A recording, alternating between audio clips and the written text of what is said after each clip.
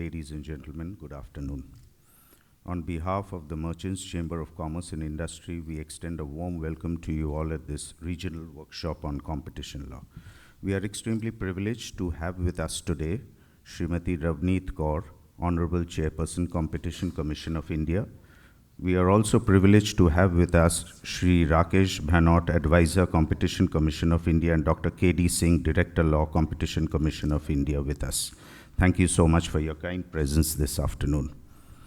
We will start the proceedings by felicitating the distinguished dignitaries from CCI. May I request Shri Amit Saraugi, President MCCI, to kindly present a Uttorio and a memento to a chief guest, Srimati Ravneet Kaur, Honorable Chairperson, Competition Commission of India.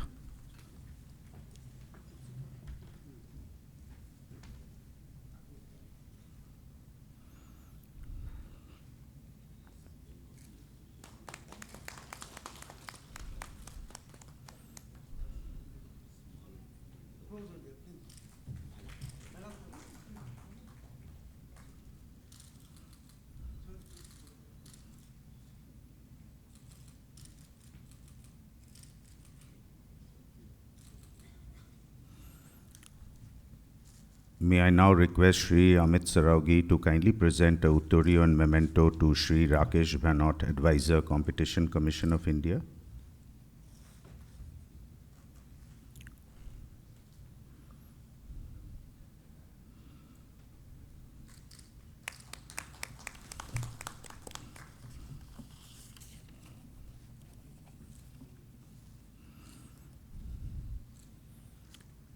May I request Shri Amit Saraugi to kindly present a Uttorio and memento to Dr. D Singh, Director Law, Competition Commission of India.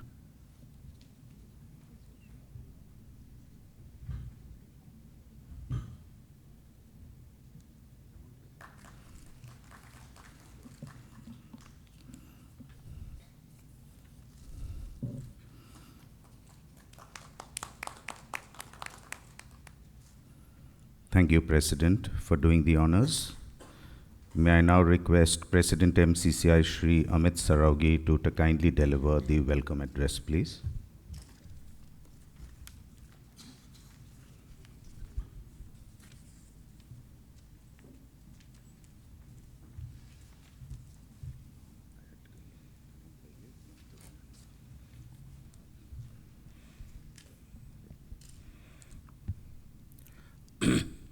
Srimati Ravneet Kaur, Chairperson, Competition Commission of India. Shri Rakesh Bhanot, Advisor, Competition Commission of India.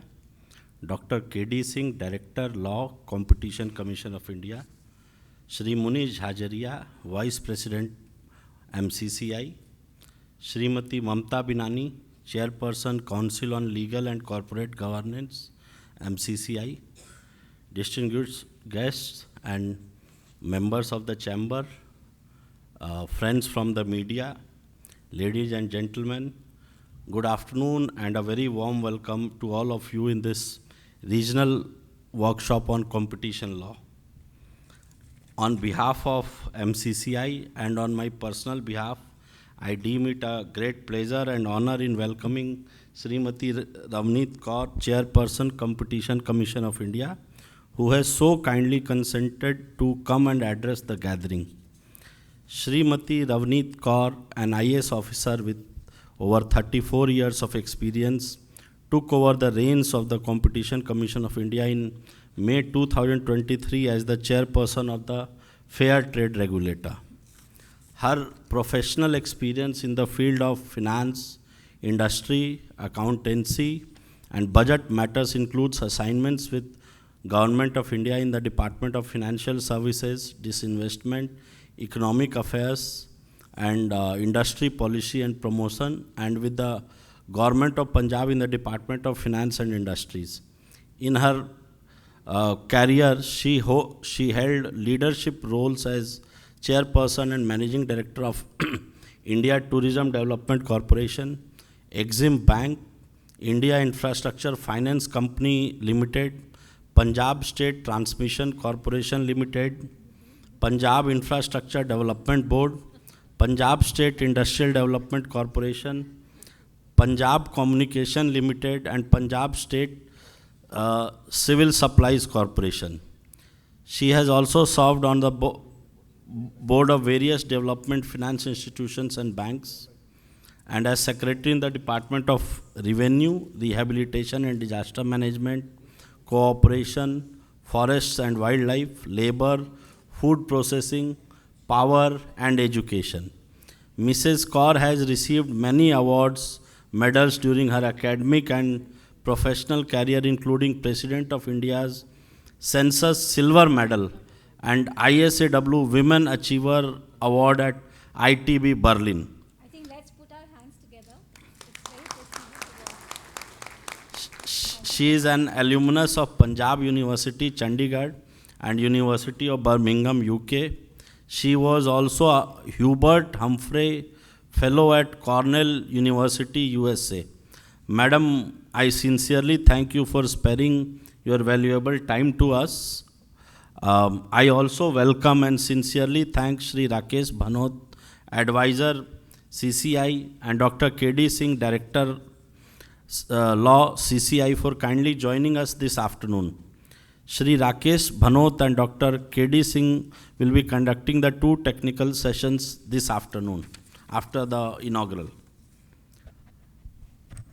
Friends, post-independence, India witnessed the regime of license Raj, wherein private enterprises were required to seek prior government approval to conduct business. The major business conglomerates with support from the government benefited during that period, which ultimately resulted in disproportionate concentration of economic power, leading to monopolistic dominance and anti-competitive practices detrimental to equitable economic growth and prosperity of this country.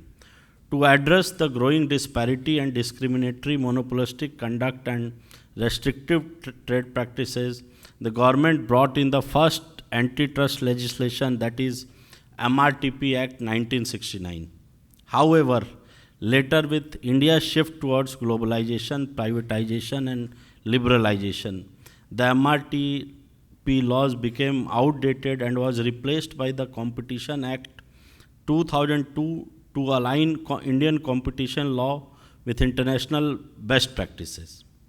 Subsequently, the Act was amended in 2007, in 2009 and again in 2023 for bringing in several new legislations to further the importance of competition advocacy with the Competition Commission of India as the custodian of fair play in markets.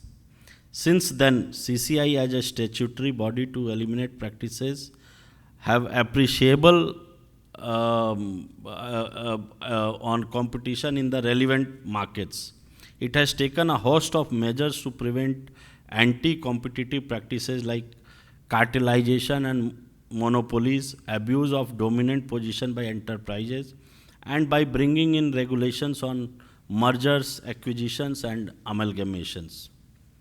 Fair, regulated, and healthy competition is the cornerstone of the overall development of the economy.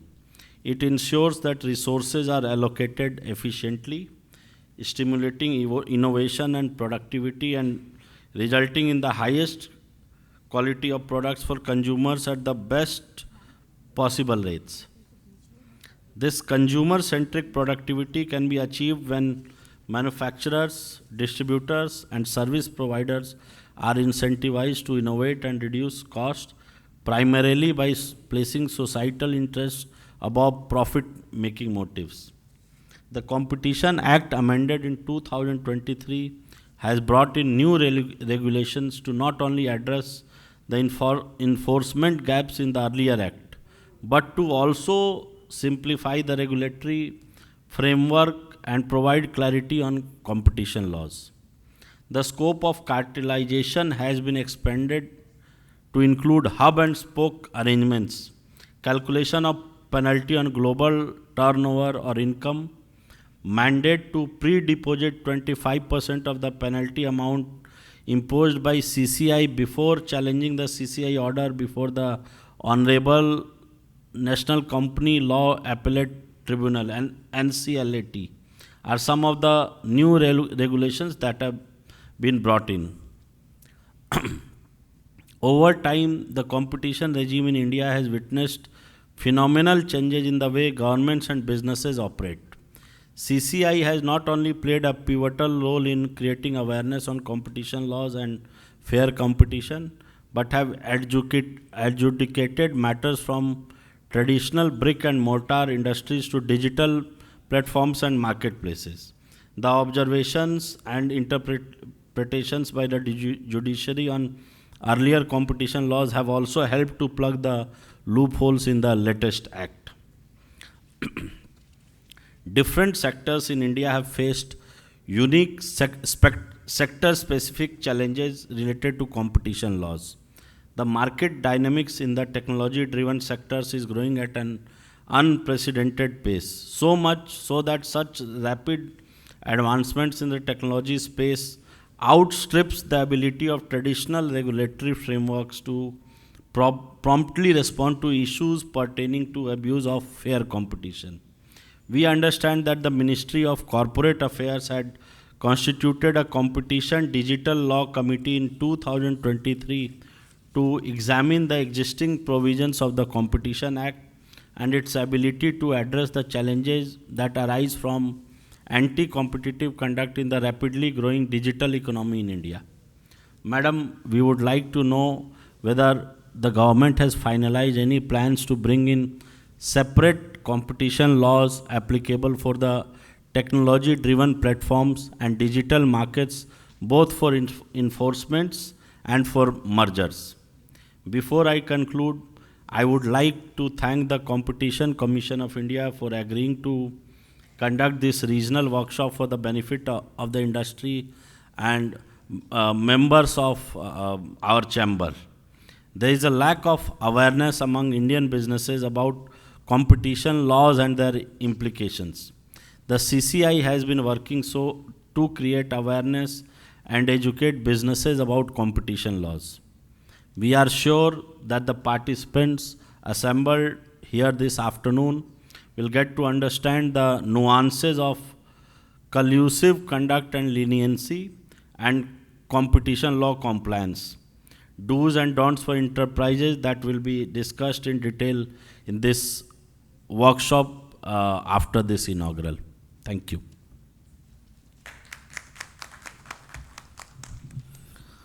Thank you so much, President, for the welcome address. May I now request Srimati Mamta Binani, Chairperson, Council on Legal and Corporate Governance, MCCI, to kindly deliver the theme address, please. Thank you so much. So competition law, as we may talk about, there are, it is always well said that best to hear from the horse's mouth. And when none other than the chairperson is present here, what could be a better occasion to learn and understand from her the nuances of the law?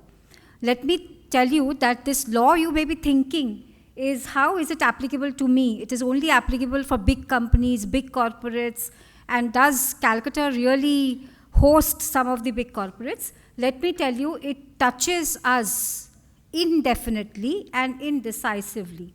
So it is very, very important to know about this law. Only when you know what it is, then you will be able to apply it all the time. And when you get to know about it, you will be realizing that you should have probably got to know about it much earlier.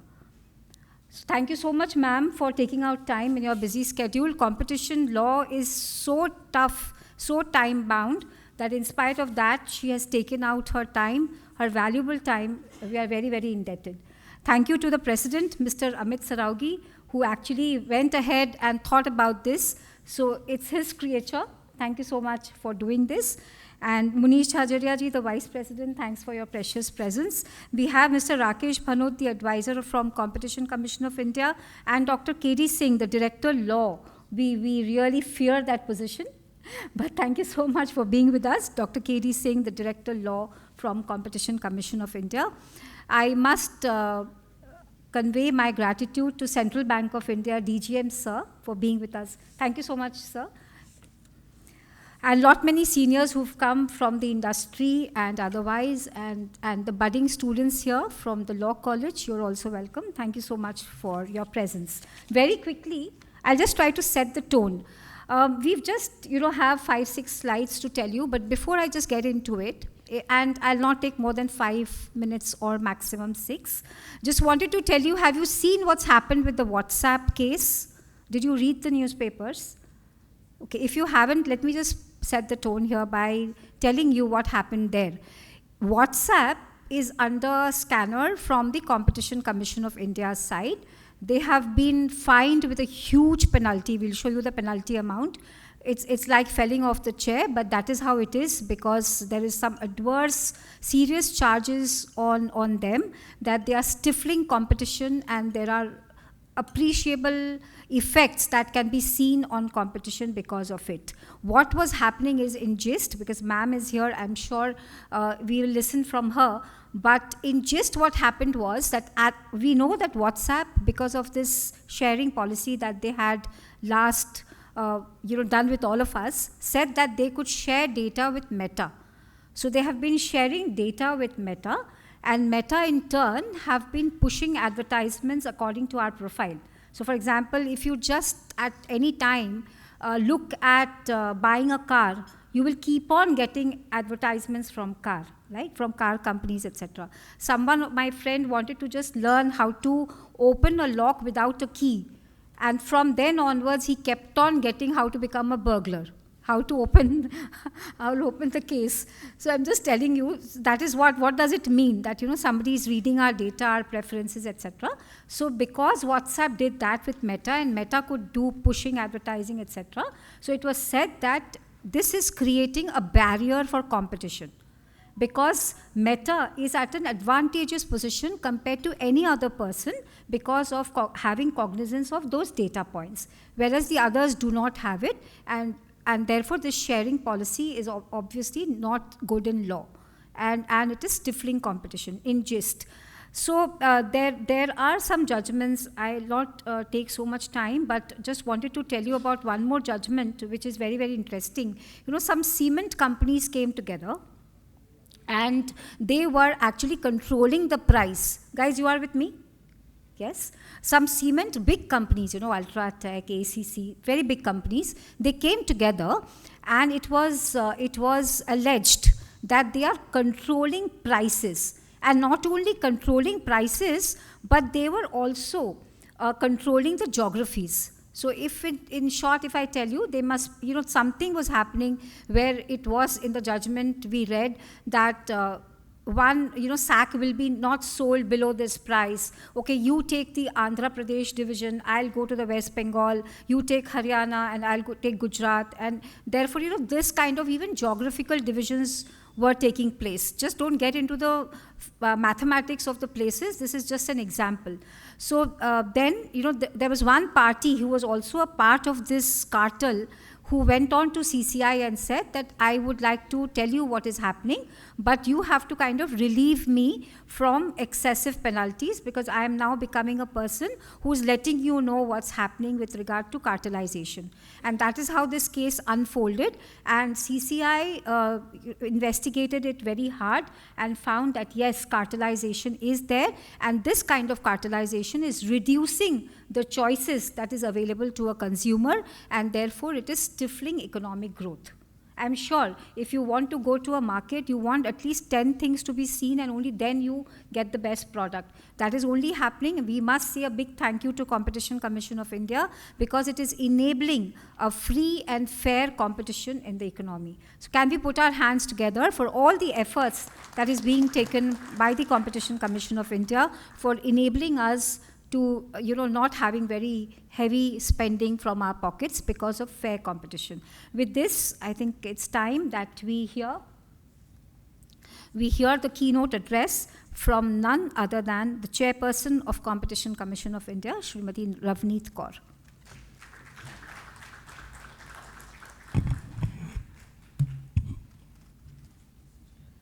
Sarogi, President, Merchant Chamber of Commerce and Industry. Shri Jhajaria, Vice President, MCCI. Srimati Mamta Binani, Chairperson, Council for Legal and Corporate Governance, MCCI, my officers from the Competition Commission of India, Shri Rakesh, Bhanot, Advisor, Competition Commission, and Dr. D Singh, Director Law, Competition Commission. Distinguished guests, members from the industry, media, law students, ladies and gentlemen, good afternoon. It's my privilege to be here today and to address the members from the Merchant Chamber of Commerce and Industry, and also to hold this regional workshop on competition law. Advocacy is a very important part of our competition compliance, because we give equal importance to enforcement versus compliance with. So we are looking at the stakeholders being aware of what the competition law requires and how to go about it.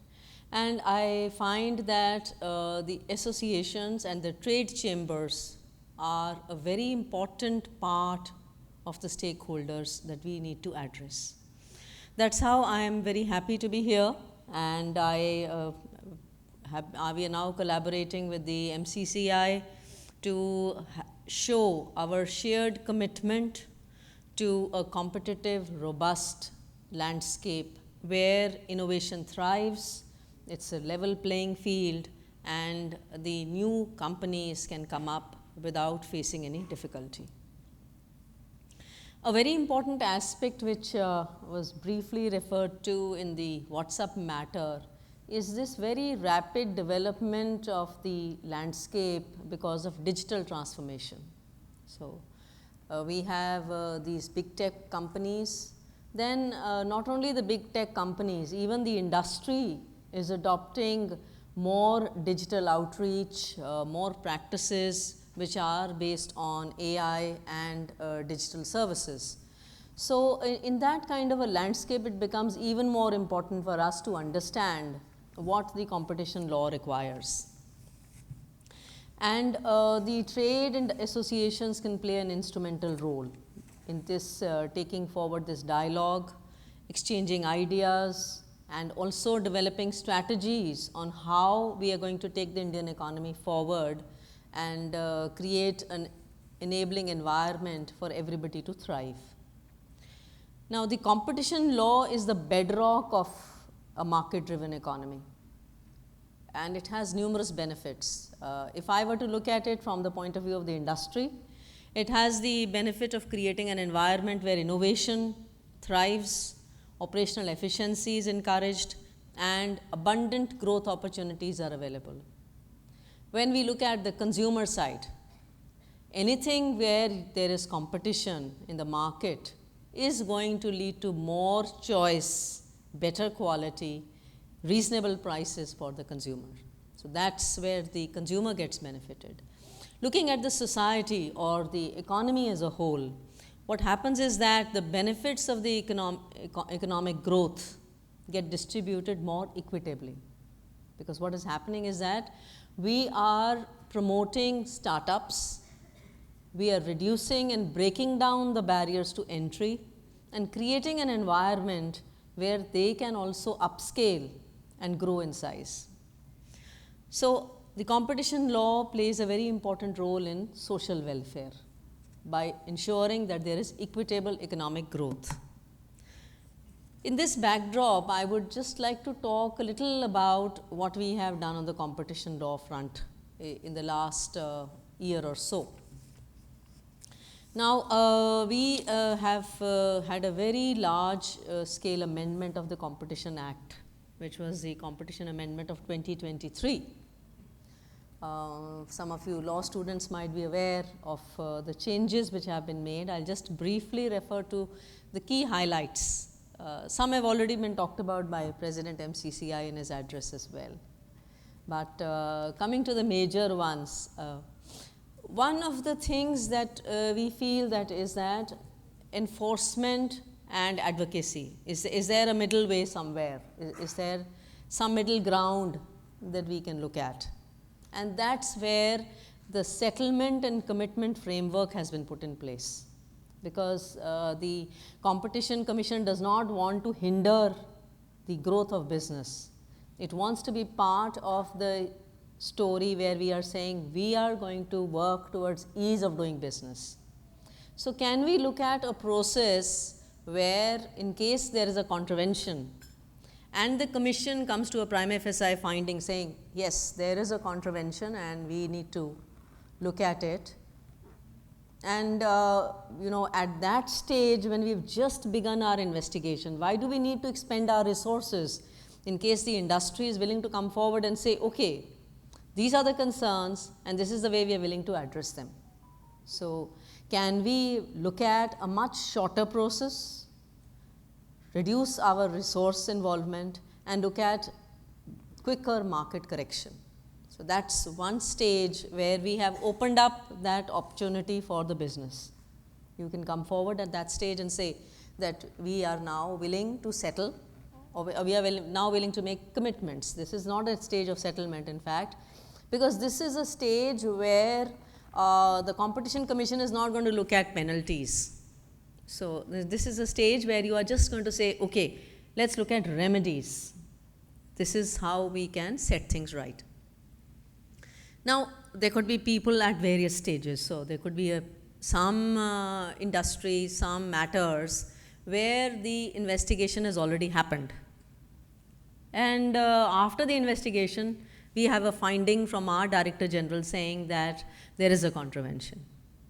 Again, we give another opportunity to the business that in case you want to settle now, of course, it is not without penalty, but there is a discount on the settlement, and the remedies are agreed upon between the commission and the entities which are involved, the parties to the proceeding, so to say. So we've kind of, now provided a lot of options. So the number of options to the industry has gone up considerably.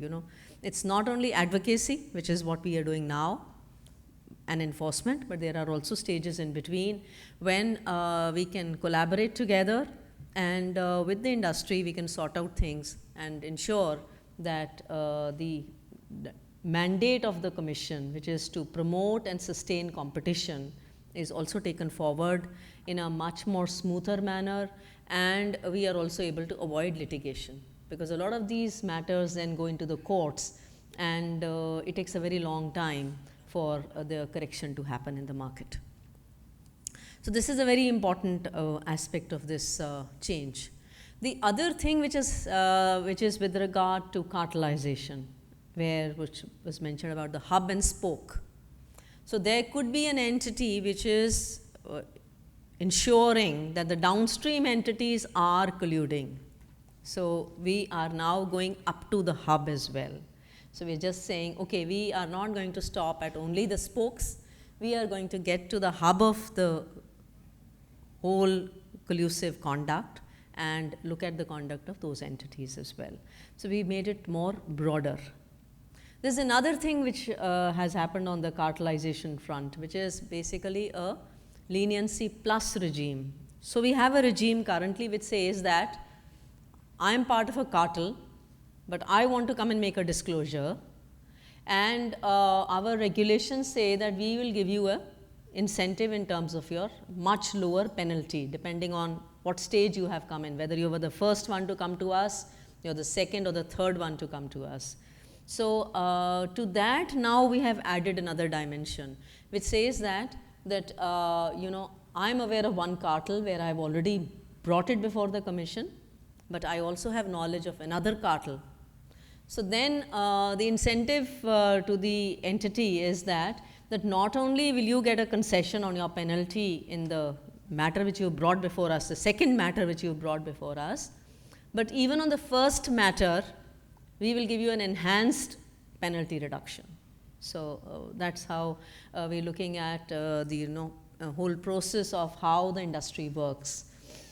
There are some things which have also been done on the merger acquisition front, which I want to talk about briefly. That is that business has to grow and a business can grow both organically and inorganically.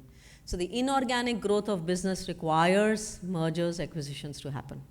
So it's a part of the growth process.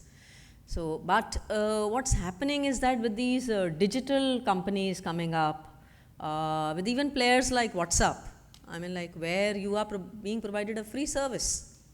So the asset turnover thresholds within the country may not be met, but the conduct is such that from the strategic point of view, there could be concerns. So for that now the deal value threshold has been brought in as a parameter, which says that if your deal value exceeds 2,000 crores and you are having substantial business operations in India, then you the party to the combination would need to notify, the acquirers would need to notify. That's done with the intention that, you know, we have so many global companies which have interest in coming to the Indian market. It's a big market with so many consumers, so many users. So we need to protect the interest of the users and the consumers. And this is one part of that you might have also seen in the WhatsApp matter, because we've now put the user back in the center stage, and we said, okay, WhatsApp is having more than 500 million Indian users. So you need to then work in a way where the user is given the right to decide whether they want their data to be shared across all the Meta Group companies. So that's another one where we are looking at the interest of the user as well in terms of how the mergers acquisitions happen. Broadly, if I were to look at it, of course, another aspect which is something that we would like to share with you is that we ourselves have put tighter timelines for our own commission. So it's not as though that you know, we are only looking at what are the new things which are challenges which are emerging. We're also looking at it, how can we work faster and come back with our clearance, our approval. So the timelines for combinations have shrunk. So now it is 30 days within which a prima facie opinion would have to be formed, whether there is a concern. And the standstill period has been reduced to 150 days, which was earlier 210 days. Another business-friendly change which has happened is that when it comes to open offers or purchases on the exchanges, then we are also allowing the enterprise to go ahead, because we don't understand that markets are dynamic and the action may have to be taken much quicker by the enterprises. They would need to be more agile and more quick on their feet. So in that dispensation also, we have done away with the requirement of prior approval. Of course, there are subject to certain conditions, but the outlook is basically that we need to facilitate businesses. Of course, when it comes to another aspect, which is egregious conduct, so that's where we have, the commission has been empowered further. And now we're looking at global turnovers. So in case there are entities operating in India which are using zero pricing models, but their head offices are getting all the incomes, all the money is getting repatriated abroad, then we would look at their global turnover. But that would be the scenario in which we work. Of course, the nexus between turnover and the contravention continues to be there. So in our determination of the quantum of monetary penalty, we have started with relevant turnover. But if we find that the conduct is egregious, or if it is that for some reasons the companies don't provide us their relevant turnover figures, saying we have no income in India, or that we do not maintain separate India-wise accounts or country-wise accounts, then we have now the possibility of looking at global turnover. So the basic intention in this entire changes in the framework is that we keep the growth of the Indian economy at the heart of it all. We keep the Competition Commission as a partner in this journey towards Viksit Bharat, but we also take care of what are the challenges which are emerging, and we also take care of how we can look at quicker work, expeditious decision making, quicker market corrections, protecting the startup ecosystem of the country. We have the largest, third largest startup ecosystem of the world. So that's another part of the stakeholders that we need to address. So keeping all these things in mind, these changes have been made. And I am very happy to be here to be sharing all this information with you. I am also very much conscious of the fact that we are committed to navigating the dynamic regulatory landscape, but we also need all the stakeholders to be on board, and I am hopeful that today we would have very fruitful discussions and we would take this process forward. We are looking for your cooperation, and in case there are any concerns, we would be very happy to look at them. Thank you.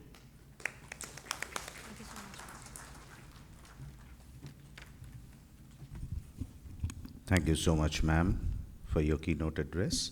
May I now request Srimati Mamta Binani to kindly deliver the closing remarks for this inaugural session, please. Thank you so much. Friends, what we have also understood that you were hearing to her where she said about the settlement provisions. So you must be thinking that why the settlement provisions? You know, somebody who has done a wrong should face the wrong and be penalized to the bottom. So why are we talking about settlement provisions? Please be aware that I think these are behavioral remedies which every law speaks of. I'm sure you're aware of the Companies Act where we see compounding provisions. Have you ever seen the provisions in the PIT regulations, that is the prohibition of insider trading regulations of SEBI? I'm sure you may have seen, because there was a very famous case of Tatas. In fact, when the Tatas actually acquired, or not acquired, they were getting into a very big deal size with Vanguard, where they ought to have providing Vanguard with virtual data room services. Okay? And that was a very big deal, beyond a normal size deal. So Tata said that, look, we did not knew that this is an act which will come under a deal size which is price sensitive. And therefore, they did not inform the exchange and the other partners that this is a price sensitive information. So stock prices, of course, rose up, and people all obviously bought and sold shares because they did not understand that this is a price sensitive information. But when SEBI got to know about it, SEBI said, no, this is quite a big size deal and it is a price sensitive information, and whatever shares has been sold and bought because of Vanguard, the prices rose up, etc. So there was some very big fine and penalty imposed on the company. But the company agreed to it and settled it. Okay? So therefore, there was not a severe punishment, except because when the company came forward and said, okay, we agree, and they settled it with the SEBI. So such settlement provisions are there in each law, and very happy to see that even Competition Commission of India has actually endowed the law with this. Have you seen the Google case? Any of you know the Google matter, the Google case, where actually Google, and I'm sure ma'am and sirs who are at Competition Commission of India, when they came across this case, they must also have been zapped in the sense that how such things actually go on to kill competition, if not the right word is stifling. In Google, what happened was, whenever you're taking a phone on the Play Store, you were kind of, because the time is short, I'll say it in very in a gist manner. It was a sort of that from the Play Store you had to download only those which was given by Google. Okay? You could not get a choice to actually download other things, because from the Play Store you had to only download those. So that was not correct.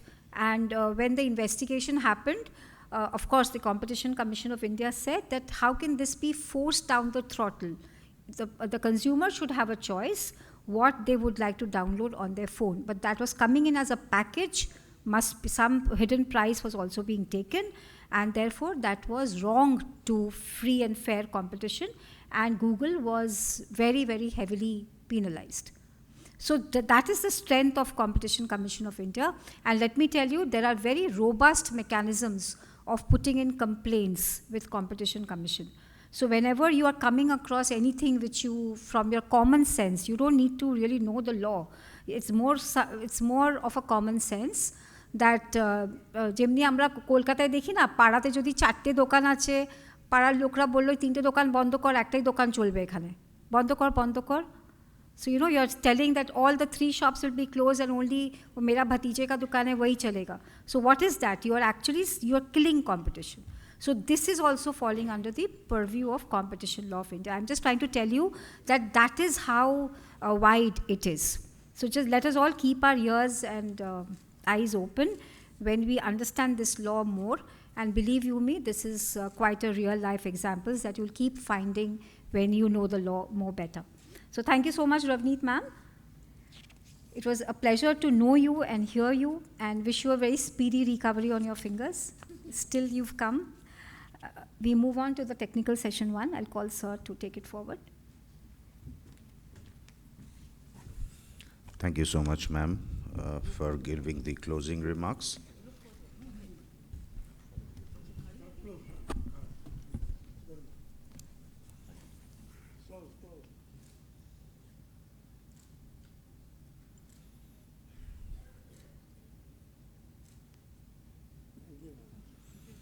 Ladies and gentlemen, we will now move into the first technical session of the workshop on collusive conduct and leniency. May I invite Dr. D Singh, Director Law, CCI, to kindly take this session over, please.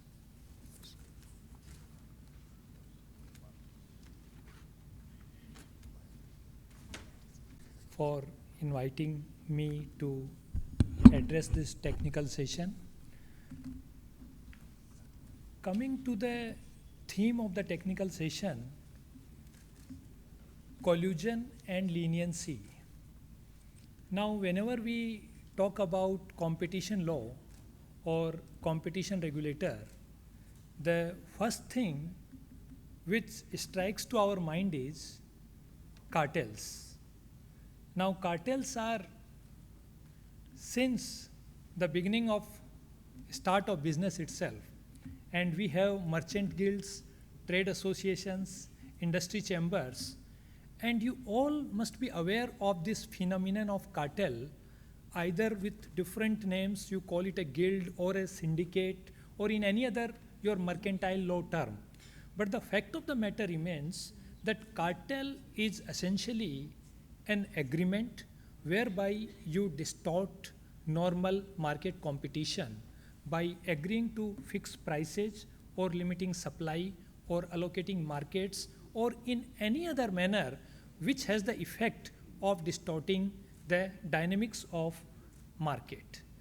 So in competition law, we have this provision embedded in our statute, cartel, in section 3. Now, before I come to the specifics of this law, let me say at the outset that cartels and their application are very important, not only for the industry participants, but also for the chambers like Merchant Chamber of Commerce and Industry. Because what are the legitimate domains of the trade association activity and what are the prohibited conducts that can only be ascertained from the regulatory architecture enshrined under the Competition Act. So what is a cartel, first and foremost? Now, cartel is an arrangement or an agreement, if you may call it, whereby 2 or more persons agree to fix price, limit production, allocate market, or do all these types of things which are prohibited under the law. Now, this agreement is different from the agreement or contract which you understand under the contract law. In every day, you enter into so many agreements and contracts which are governed by the Indian Contract Act. But that is a very formal agreement, a legal agreement, where there is an offer, there is an acceptance, and there is a consideration, and there is a lawful object. But when we talk about agreements, cartels, these agreements by very nature are illegal, prohibited by law, and therefore the term agreement has been defined in a very wide manner, because invariably these agreements are not to be reduced to writing.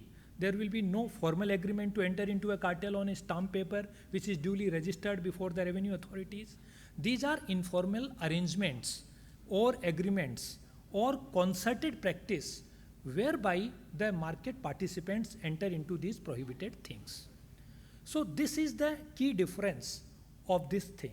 So if you think that you do not have, or the authorities won't have a formal agreement to prove the conduct, then that will be besides the point, because even a behavioral conduct, even a wink or a nod, that is sufficient to establish an agreement under the Competition Act. With that, let me say that in anti-competitive agreements which are prohibited under the competition law, there are broadly two categories of agreements. One is, colloquially we call them horizontal agreements or cartels or syndicates or any other name which you may call them. These are the agreements which are entered into by the players who are in the similar field or in the similar activity. For example, tire companies, cement companies, steel, sugar, or any other industry. So these are the players who are in the same market. And if the players in the same market, they are entering into an agreement, this must raise suspicion, because if the players in the same field, if they are meeting, then as the great economist has said, they are not meeting to discuss weather or the pollution in Delhi, but they are trying to talk about price or some other commercially sensitive information. So therefore, this first thing you have to consider in mind, that this is a very pernicious activity, so much so that even the Parliament has provided a presumption of appreciable adverse effect on competition, because they are so inherently harmful for the economy that nothing more is required. Once the agreement is established between the players in the same field, then there is a presumption in law that it will cause appreciable adverse effect on competition in the market. Now, of course, it is a rebuttable presumption, and the market participants can come forward before the authority and they can rebut this presumption. But the burden will be on the cartelists to disprove the presumption. Now, if you strike these horizontal agreements with vertical agreements, then in vertical agreements there is no such presumption.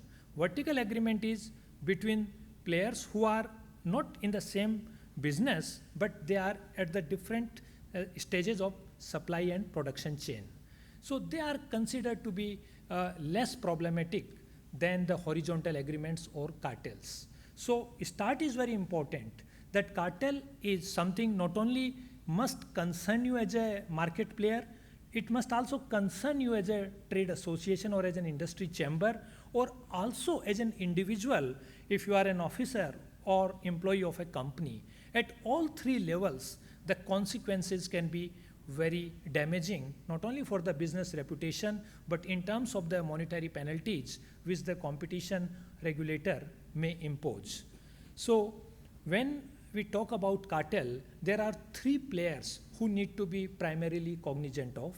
One is the primary players themselves. So if there are cement companies, for example, and if they are entering into cartel arrangement, then first and foremost, they would be facing the penalties and the wrath of the law.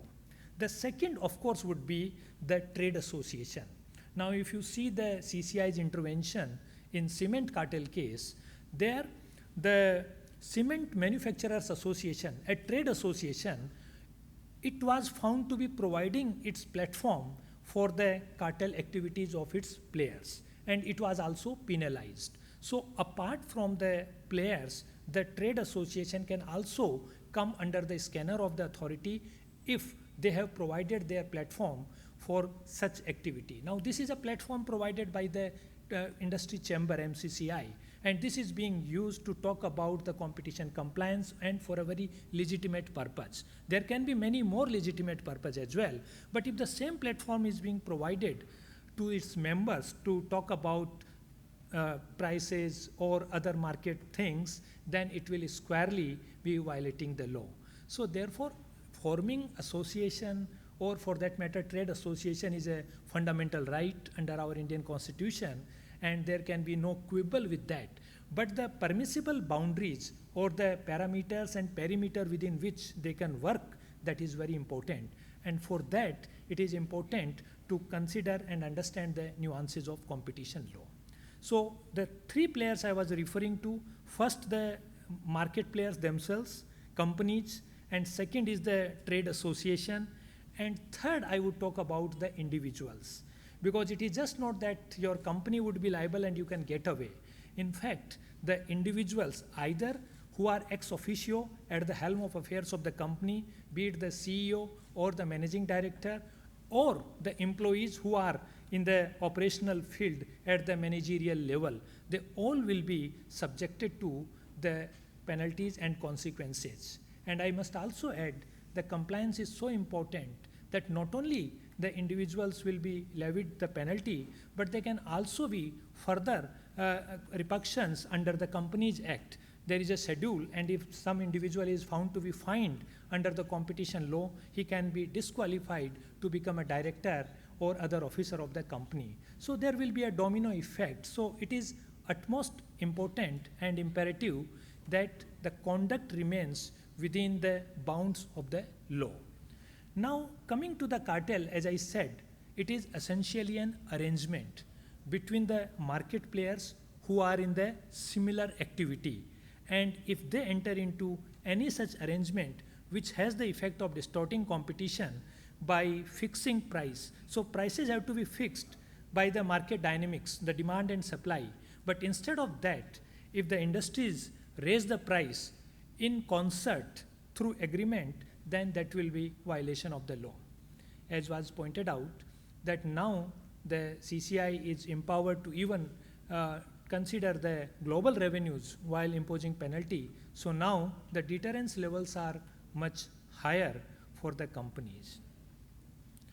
The second point I wish to highlight is that under the Competition Act, the cartels are covered under the broad rubric of anti-competitive agreements. And in this rubric, when we talk about cartels, these arrangements are captured in section 3 of the Competition Act. And I have already referred to the statutory presumption of appreciable adverse effect on competition. Coming to the second limb of this technical session, that is leniency. Now, as you all are aware, that cartels are something which are inherently considered to be illegal, and therefore we won't have any direct evidence of participation.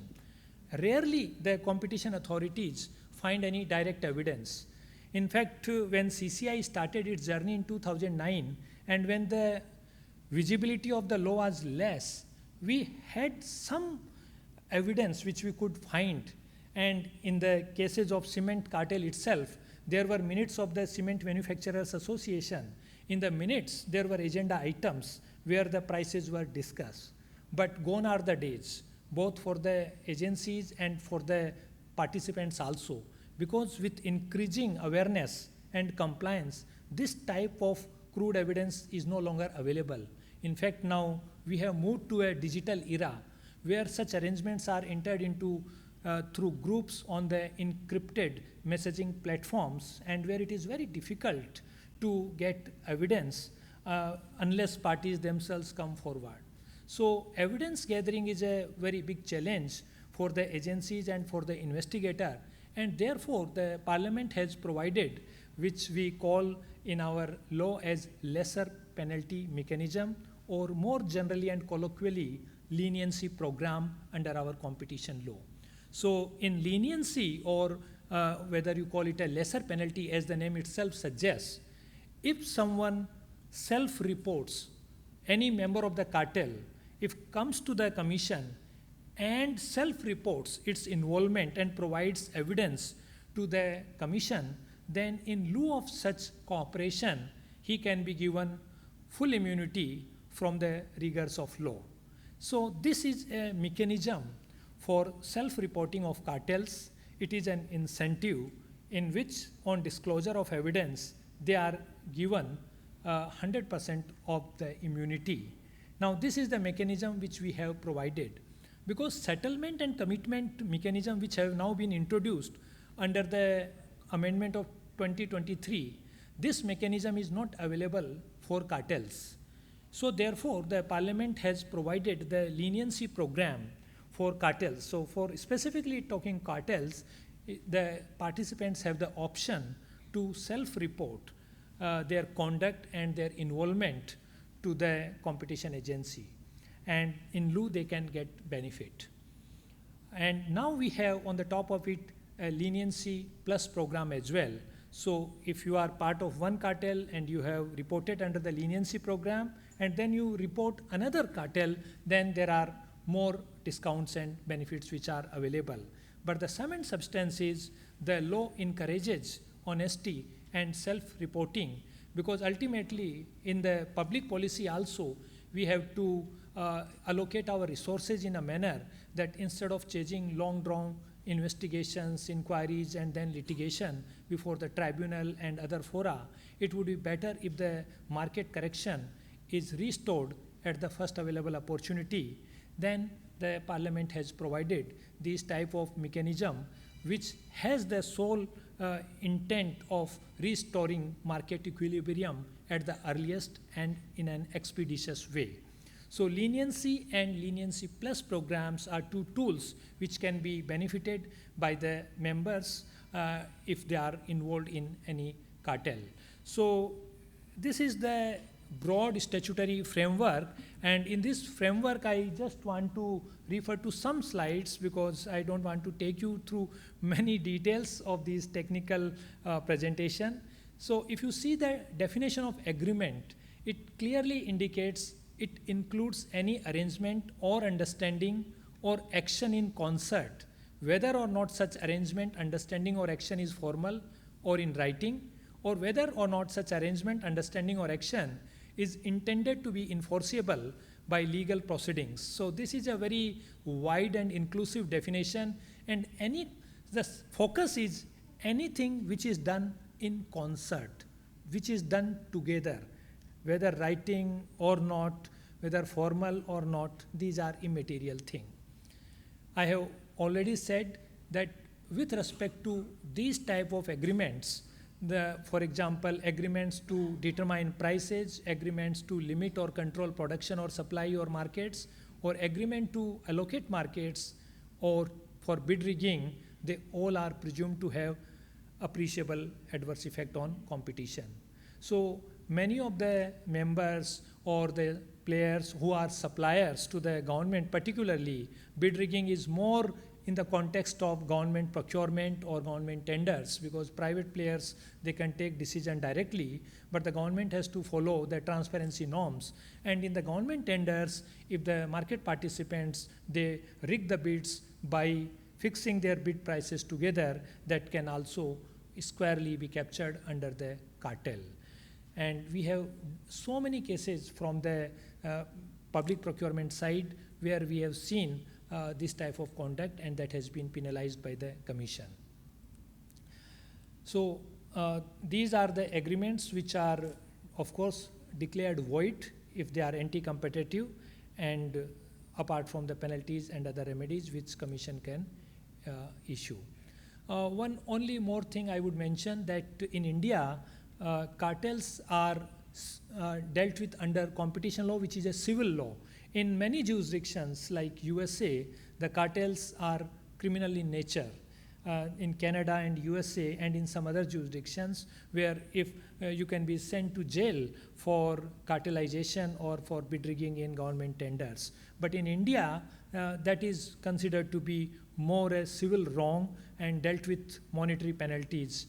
And therefore, being a civil law, the standard of proof is also quite low. That is the preponderance of probabilities, unlike the standard of proof beyond reasonable doubt, which is required to be established under the criminal law. So it's a broad umbrella of probability, because as I said, cartels, there will hardly be any direct evidence. These are civil conspiracies which are invariably conceived in secrecy and executed in darkness, and there won't be any direct evidence, and the competition agency has to piece together various circumstantial evidence to establish cartel. As I said, in the initial period, we have some very good evidence in the sense that the visibility of the law was very low, and then for example, in one government tender, we have seen that which were physically submitted, the bid documents, the fonts were of the same nature, same font, same spelling mistakes, same errors. So these were the things which we used to have in the earlier time. And if you see the EMI or EMI, the bank drafts will be from the same bank in the same serial number. And not only that, they will be deposited on the same day in the same serial number, and perhaps on sometimes one person will be submitting their bids on their behalf. Then when we moved to the e-tendering, the only thing was the cartel shifted from physical to online. And we found that the IP address from where you are filling the bids, then it was found that bids have been filled online from the same computer. So it means the vendors, they all have decided beforehand before submitting their bids. And now we are in an era of encrypted messaging apps where it is very difficult now to bust these cartels because the service providers want the right to privacy is there. There are so many other restrictions. So we are using more and more economic tools, and of course the search and seizure operations to mount dawn raids and to collect the evidence directly from the mobile handsets or the mobile devices or from the hard disk. But even now they are coming rarely, they are moving to the cloud, so even that is not available on the hard disk. So it is always a game of catching up, and that will continue. But what, as a market player, as an association, it is very important for everyone to remain on the right side of the law. So this is the one part. So where you can be on the wrong side of the law and you can align your behavior with the right side of the law. And at the same time, if you are also a victim of cartel, then that can also be reported. So it is a tool which can be used by you and can be used against you. So that can be done on both sides of the law. Rest are the process. These are I think not relevant from your perspective, they are more for us. Essentially, the standard to establish the cartel has been laid down by the CCI through its numerous decisions, and if I may just read this one paragraph from our plethora of case law on cartels. Since the prohibition on participating in anti-competitive agreements and the penalties the offenders may incur being well known, it is normal that such activities are conducted in a clandestine manner where the meetings are held in secret and the associated documentation reduced to a minimum. Even if the Commission discovers evidence explicitly showing unlawful conduct between enterprises, such as the minutes of a meeting, it will normally be only fragmentary and sparse, so that it is often necessary to reconstruct certain details by deduction. In most cases, the existence of an anti-competitive practice or agreement must be inferred from a number of coincidences and indicia which, taken together, may, in the absence of any other plausible explanation, constitute evidence of the existence of an agreement. Why it is so important? Not for that you are the agency and you have to establish, but if you are to bring an allegation of cartelization, and if you are suffering from that, then even you have to apply the same standard to provide some evidence to the agency to open investigation to examine the cartel. So whatever is available in case of cartel, whether if you are able to lay hands on the group chats or some circulars or some meetings, because in even the trade associations, when they conduct the meetings, they conduct the cocktails, and after that, if simultaneously they raise the prices without any plausible explanation, now these are the things and economic tools which can be used by you to report and for us to establish. In one such case of cartelization, in a tender floated by the state of Haryana, all the tire companies, they increased their prices, and it was cement companies, and it was found that the increase in prices had no correlation with the wholesale price index for the grey cement, which only increased by 8%, but the prices they quoted in that year were 30% higher than the previous year. So these are the economic tools also. So not necessarily that you should present the direct evidence, but even the economic indicators can be very helpful for you to report to a cartel from which you are suffering at your level. There are some case studies I will mention very briefly where micro, medium and small enterprises, they were found. And of course, Commission did accommodate in the earlier period of enforcement because, as I said, low awareness and not very heavy penalties were imposed, and because there was no awareness about the law and its potential for non-violation and the penalties. So I think these studies, I won't take you much and you can go through them on your own, but if you have any question, I will be happy to answer. Thank you. Thank you so much, sir.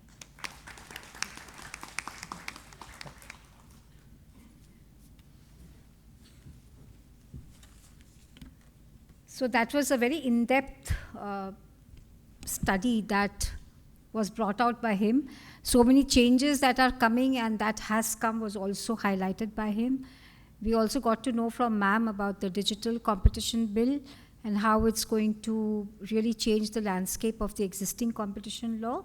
And I'm sure that digital competition law is going to see the light of the day soon. But on whatever we've heard till now, if you have any observations to make, any suggestions to give, anything to ask, any clarity that you would like to seek, please feel free. This platform is by the Chamber, and Chamber's activity is well done when we hear your voice. So if you have anything to say, or if you would like to just reserve it towards the end after hearing Mr. Advisor, sir, then we can also do that.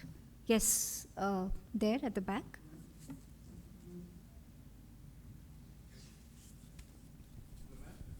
Yes, take the mic, sir.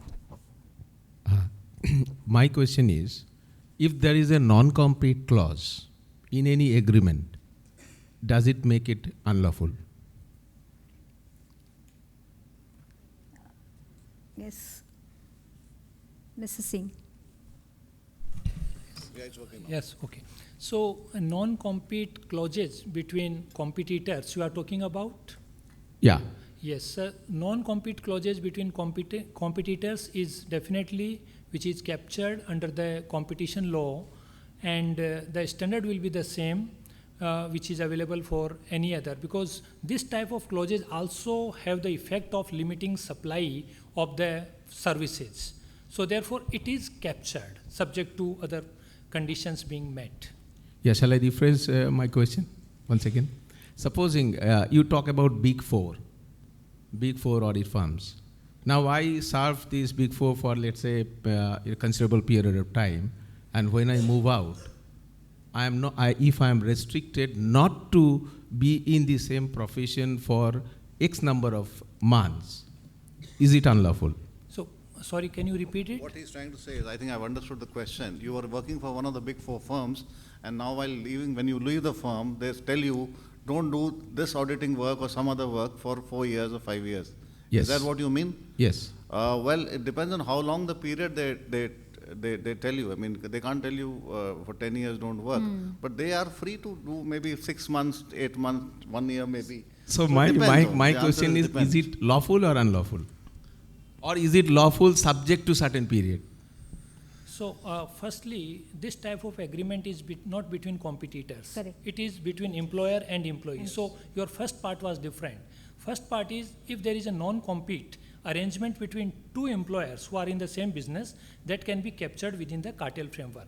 Now, coming to your second question, it says if there is a non-compete clause in the agreement between an employer and employee, is that anti-competitive? Here the answer is that this is a contractual matter between the employer and employee. It is not between employer and employee.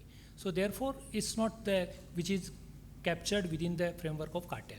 Let me frame it this way. Suppose it's an audit firm, KD. It was an audit firm working for a Big Four. So here is an audit firm and that is also an audit firm, and they were doing some assignment, and then that Big Four says, okay, Mr. Audit Firm, you're not there with us now, so don't compete with us for the next 6 months, 8 months, 10 months, or 2 years. What will happen in that case? Yeah, so coming to your part, that's purely a contractual part, not a competition part. The reasonable restrictions in terms of time and space can be provided. It should be reasonable. There is no fixed period under the law, whether it can be 6 months, 1 year. It all will depend on the facts and the industry, how dynamic it is. In fact, the non-compete clause normally comes in the case of mergers. If you want to sell your business to somebody, that somebody will say, okay, fine, I will buy your business, but don't do the same business for the next 5 years or 3 years. Normally, the word used is non-compete. Now here, I don't think the correct word would be non-compete, because if it's an employee, so he says you can't work for somebody else. I've contracted you for a certain period of time, you know my business secrets. So now you are restricted from working for my set of clients for another 1 year, which is, I would say, it's quite reasonable. Sir, my right is curtailed. Sorry? My right is curtailed for a certain number of But periods. when you join, maybe you may have, now this is again, we are entering a different territory now. You are talking about employee and employer contract. I think this is what you are referring to. While your initial question suggested something else. Yeah, I had 2 questions, that's the thing. Okay. Thank you. You so much. Thank you. That was very candid. Yes, please, Mitra sir. Kindly introduce yourself. Huh? Before asking question, please introduce yourself. Oh, myself, Joint Secretary, Government of West Bengal, Department of Environment. Oh, you have collaboratively discussed about the wrongdoing through horizontal or vertical cartel. But what the remedial action you will take regarding that particular reducing the cartel? Yeah, so That is not discussed. remedial action in case of cartels, right? So, for example, if any bid rigging in government tender of West Bengal is detected, that can be reported to the commission. Now, what as regards the commission if finds prima facie evidence that prima facie there is a case of cartelization, then commission can order investigation, and after investigation, commission can issue various remedies. Remedies can be monetary penalties, they can be penalized, they can be fined, which can go up to 10% of their revenues. And secondly, there can be cease and desist order and these types of behavioral directions. So that they... Yes.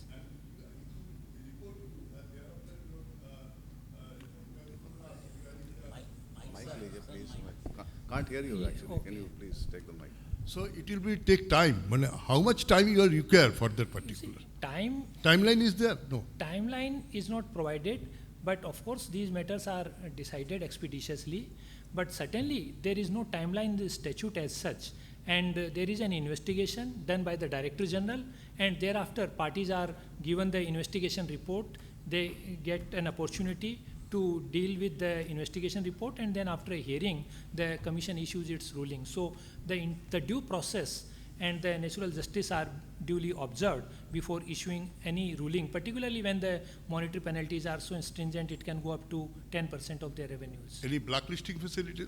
Blacklisting we don't. It is the administrative action which the procurer can do at your level if you detect any cartel, but commission can issue cease and desist order. That is, in simple words, don't do it again. And of course, 10% of the penalty up to, we can impose fine. So blacklisting is your domain. Okay, thank you. Thank you, sir. Maybe move Yes, on to for Mr. the- Mitra. Mitra, sir. Sorry, ma'am, you were saying something?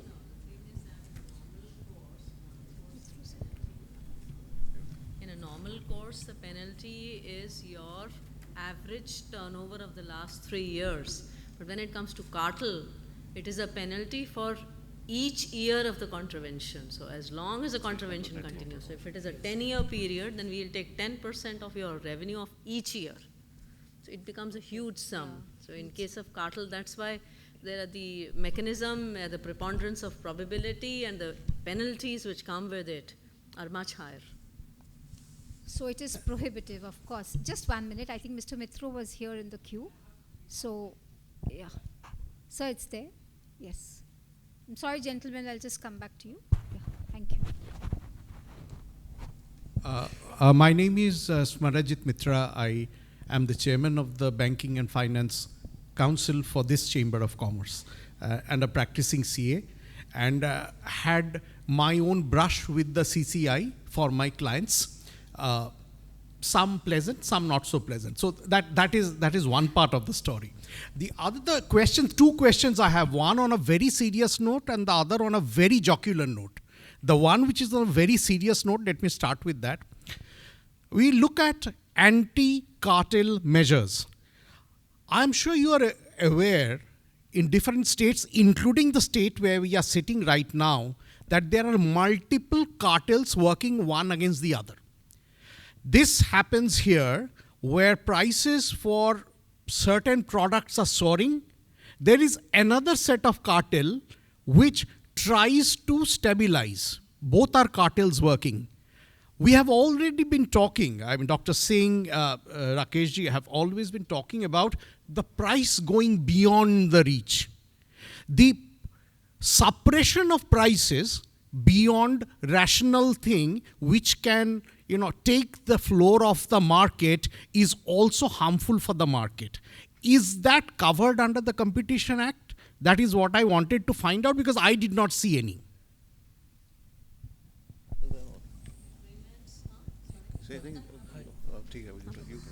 So, firstly, I want to clarify that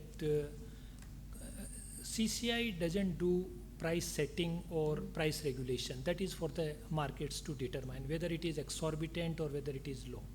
But if the prices are determined in concert through cartel, then CCI intervenes. But otherwise, if the prices are high, that is not something which the Commission will regulate the prices.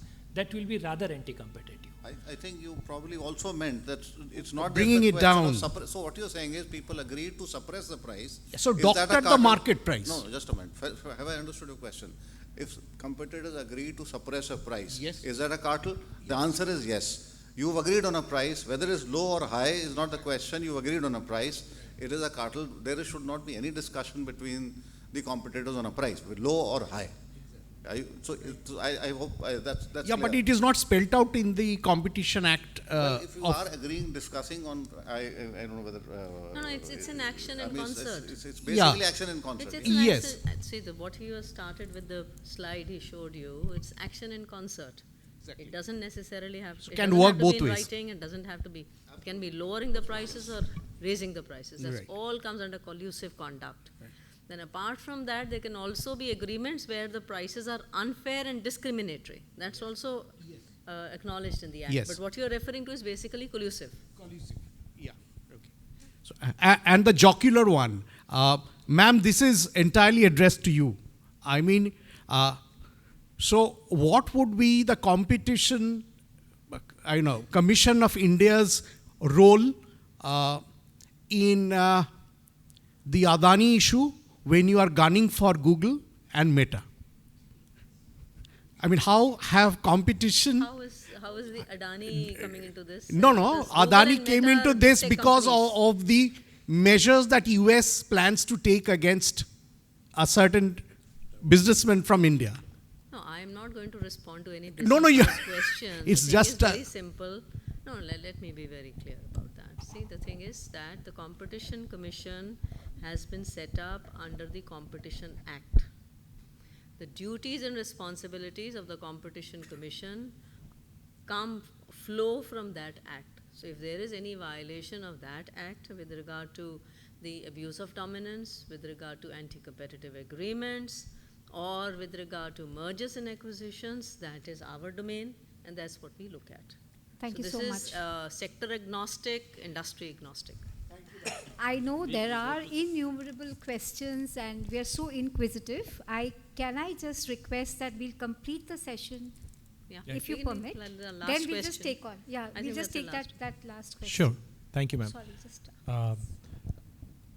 Ma'am, to everybody, a very good afternoon. My name is Shashwata Mukherjee and I represent the corporate HR and learning and development in one of India's most profitable fintech organization under Reserve Bank of India.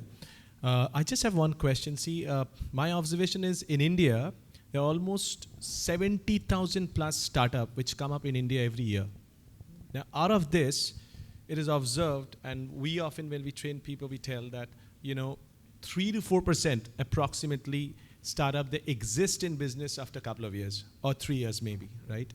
So keeping that in mind, ma'am, If you can just guide us, or Sir, Kerry Sir, what are the guidelines that as a fintech organization or in the digital lending platform organizations which are coming up in India, which is one of the booming sector of fintech now, what are the things that we need to keep in mind pertaining to this competition law so that, it will be very beneficial for us? Or at least some links if we can get, which we can, we can share amongst our business stakeholders, and accordingly we all can be in a protective environment. Yeah, thank you ma'am. so much for that question. I think we have a session on competition law compliance do's and don'ts for enterprises. So I'll request he'll cover the Rakesh sir startups to in that as kindly well. kind of cover. Yes, ma'am. May I request him to take it forward?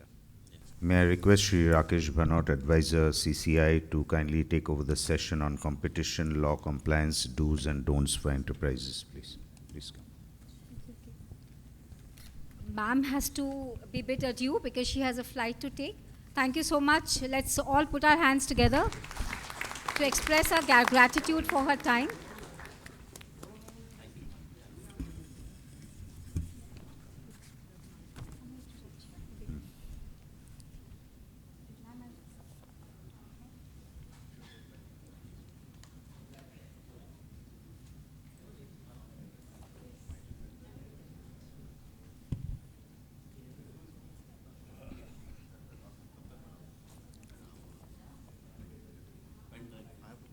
Yeah.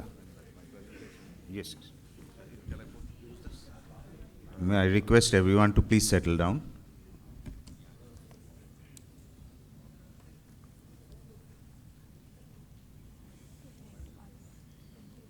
Start this, the second technical session on competition law compliance do's and don'ts for enterprises, to be taken by Shri Rakesh Bhanot, Advisor CCI, please. Sir. I'll just, sorry, I have not uploaded my presentation, which I'm going to do just now.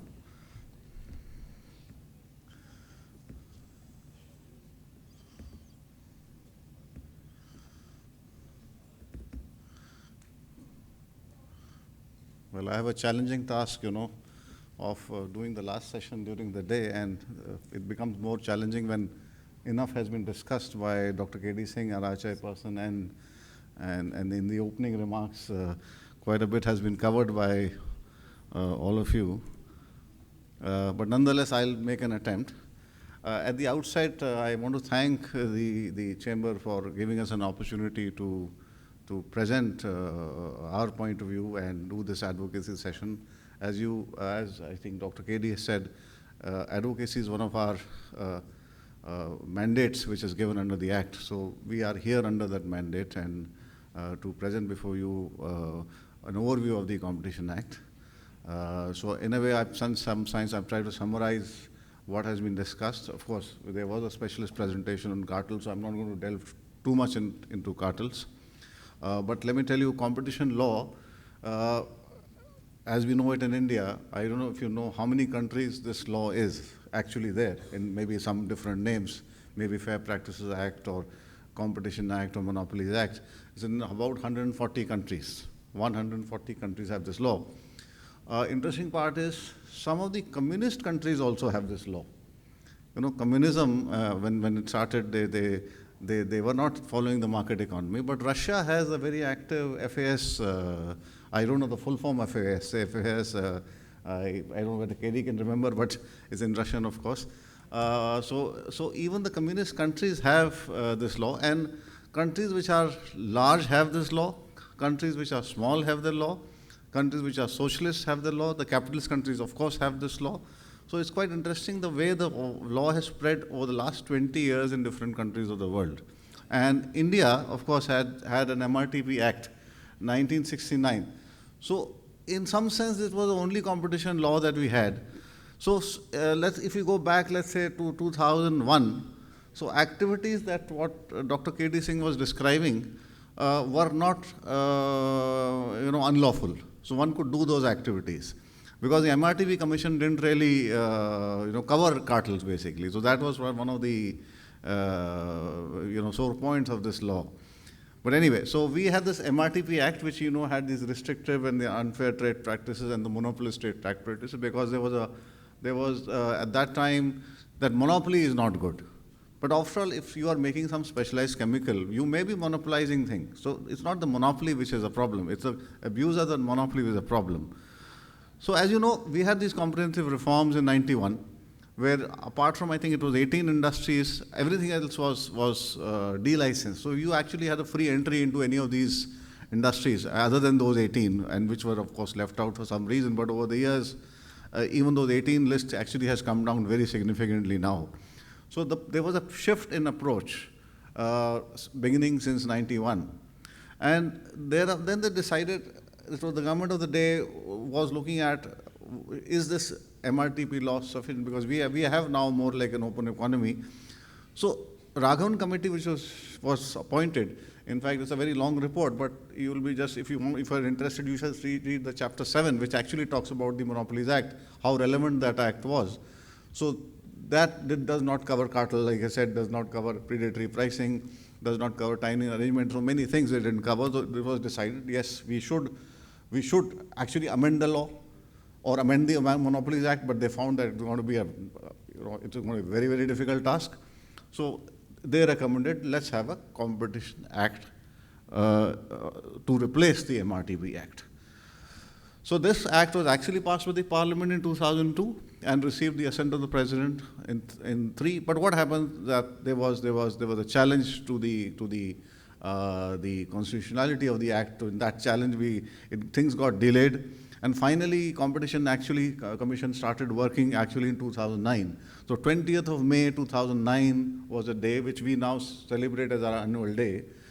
Since that day, we got the power to regulate the anti-competitive agreements with Section 3, which Dr. D Singh referred in his speech, and also Section 4, which is abuse of dominance. The power to regulate the mergers came about 1 year later, on 1st of June, 2 years later, sorry, on 1st June 2011. And the Act has been amended 4 times. The biggest amendment has come now into 23. I mean, this is a very major set of amendments which our chairperson, madam, had talked about. What are the objectives of the competition law? These are clearly given in the preamble. You just have to read the preamble to say that it's a very simple statement, but obviously there are a lot of law which goes behind it. How to prevent, the preamble is to prevent practices which have an adverse effect on competition, promote and sustain. So not just to promote, you must remain, the competition must remain to protect the interests of consumers, but mind you, it is not a consumer law. It's not a consumer protection law, which is a different law. So consumer complaints ideally don't come to CCI unless it's the Competition Act is violated. And to ensure freedom of trade. So you can trade, buy what you want freely, or you can sell what you want freely, and your action should be independent of others. We have enforcement functions, 3, 4, 5, and 6. Basically, these 4 sections cover the entire Act in some sense. So anti-competitive agreements are basically those cartel agreements, which has already been discussed in detail. Abuse of dominance position are, if you somehow have a dominant position, dominant means that you can operate independently of the competitive forces that are there. So you can do whatever you feel like, whatever price you can charge, because there's no competitor to challenge you. Or if you could be a buyer also, by the way. It's not just a seller. You could be a buyer. So you have a product, you are the only buyer of that product, so you could also be in abusing your dominant position because you are the sole buyer. So regulation of combinations is covered in Section 5 and 6. So these are the 4 sections, like I said. And the advocacy sanction, I spent some time on this. Advocacy is basically, though I'm referring to 49.3 here, which says that we have to develop a culture of compliance, competition. The word culture has been added only recently. Earlier that culture was not, the word was not there, it has been added recently. Apart from this, there is a provision 49.1 and 49.2. If the central government and the state government are developing some policy on competition, they must consult the Competition Commission, and the Commission is bound to give their opinion in 60 days. Of course, the catch is that they need not follow our opinion. I mean, there's always a, so it's not that necessarily we say something that the government follows. So maybe at some time, maybe that might change. Horizontal agreements were already discussed, but I will just briefly say that cartels are one form of horizontal agreement where the competitors are in the same business and they agree to agree on a price, or they could agree on a geographical allocation that I'll sell here, you sell there, or I'll sell to this customer, you sell to that customer.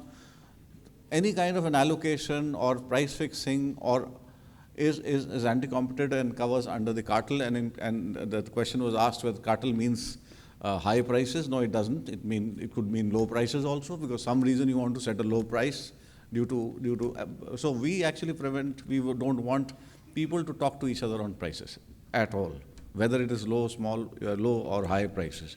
Bid rigging, again, has been discussed. It's fairly common. Bid rigging is fairly common, and there are instances, and the advantage of bid rigging is, as Dr. K. D. Singh was mentioning, the problem with cartel is the evidence is a problem. But bid rigging at times, the evidence is actually available. Of course, things are becoming a little difficult because of all the bids are being uploaded in the system now. But it's a little better, we are better placed to investigating a bid rigging case than we are investigating a cartel case. Apart from this, we have the vertical agreements where the entities are not in the same level of production. So there could be a car dealer and a car manufacturer. It could be exclusive supply arrangements or exclusive dealing arrangements. Agreement, I think we have already dealt, so I'm not going to discuss too much other than that, saying that this is not the formal agreement as per the Contract Act. It could be just an oral agreement, it could be a telephonic conversation. Of course, the question is how to prove it. I mean, that is something which is an evidence gathering exercise. So either somebody comes with leniencies that this has happened and he gives us evidence and we get to know, or somebody has a recording of a conversation, or exchange of a WhatsApp message, or a message through Telegram, because most of these things are now encrypted. It's difficult to get unless somebody actually walks in with evidence, and that is why the role of leniency is there. Let me just skip that. So abuse of dominance is basically defined in section 4. This is a concept which is not that well understood, but it's a fairly economic concept also. Apart from being a legal concept, it's an economic concept. Here we have to see, is there an entity who actually controls a lot of market, and actually its action, when they decide to raise prices, they don't really care about what alternatives are available, because they can behave as if they own the place. So those kind of entities are abusing their dominance position. So that is the other ability which suggests they could be abusing their position. So but dominance is not as common as people may think. You may think of Google is dominant, or maybe something like WhatsApp case we have done is dominant, but there are other entities, there are several entities also which may not. So it depends, because having 50% market share or 40% market share is not the only criteria. It depends how much strength your competitor also has. Your competitor could also be strong. You are 50, the other guy is 40. So it's a debatable question, and economists are brought in to see whether they are dominant or not. So this competition law is also an economic law. So not just lawyers, even economics have a deep interest in this law. And lawyers normally study economics, and economics people actually study law if you want to practice in competition laws. It's a common thing, and it's always a constant discussion whether it's an economic law or a law or just a law. Sorry, I forgot to address one line. I'm sorry, what is this going on?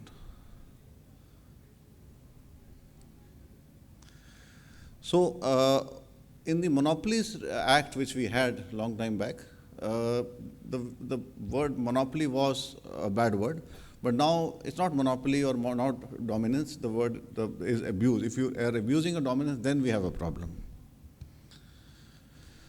So, what is abusive conduct? There are two kinds of conduct. I've listed 6, but mainly it is an exploitative conduct. If I charge more prices, I'm exploiting you. So it's an exploitative conduct, or it could be exclusionary conduct.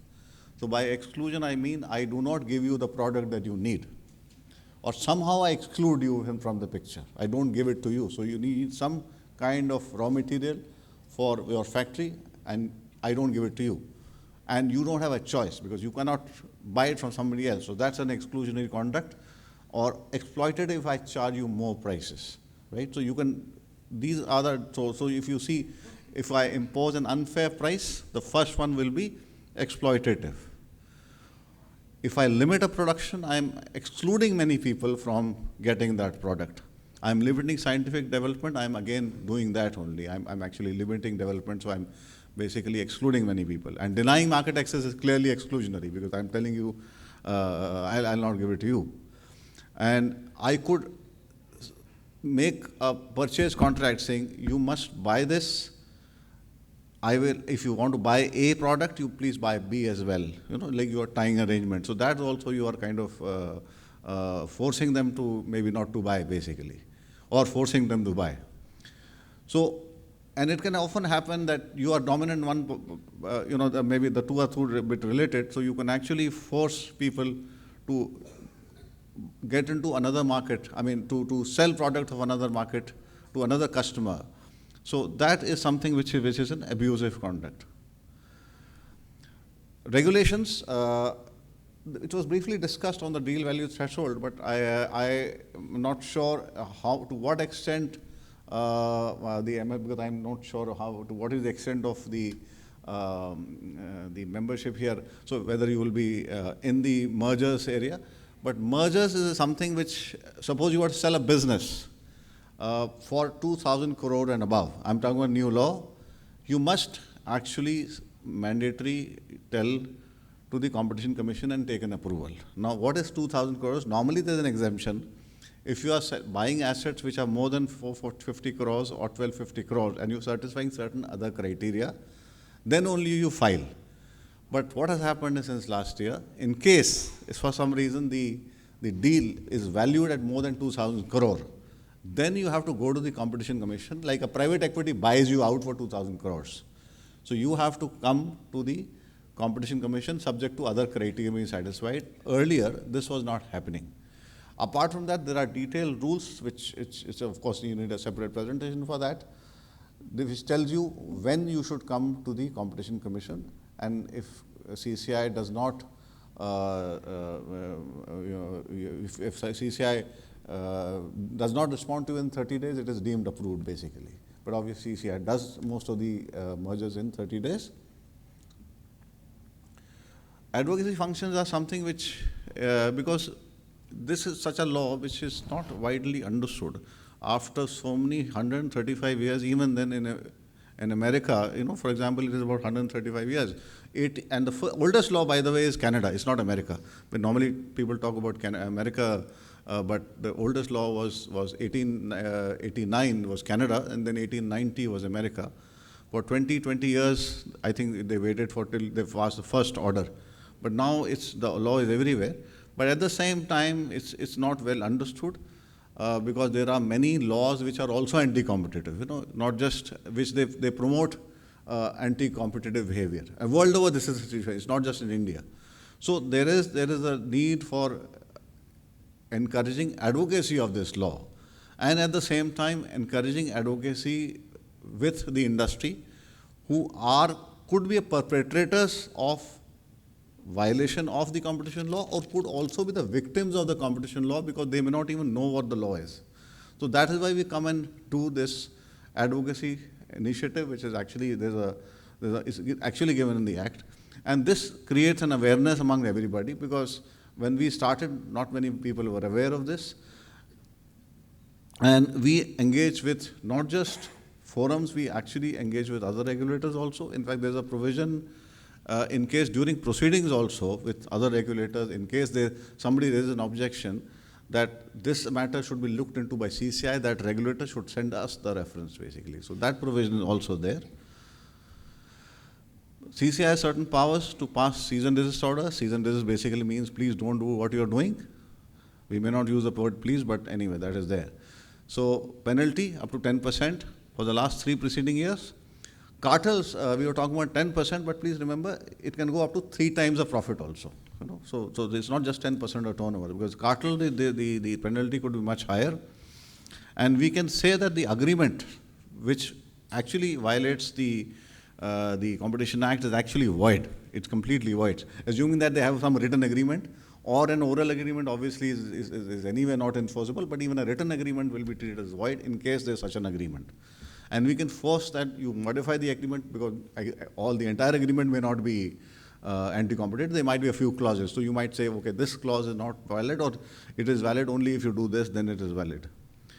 So the dominance position order is basically merger thing. We could actually break up an enterprise. We have never done that. It's happened in America in case of Bell Labs, but this is provision which is not very used. And we also have sometimes power to issue interim orders, because in case the investigation we feel at the outset it probably might take long and the market would have changed, so we have the power to pass an interim order. For this, the persons who are complaining may have to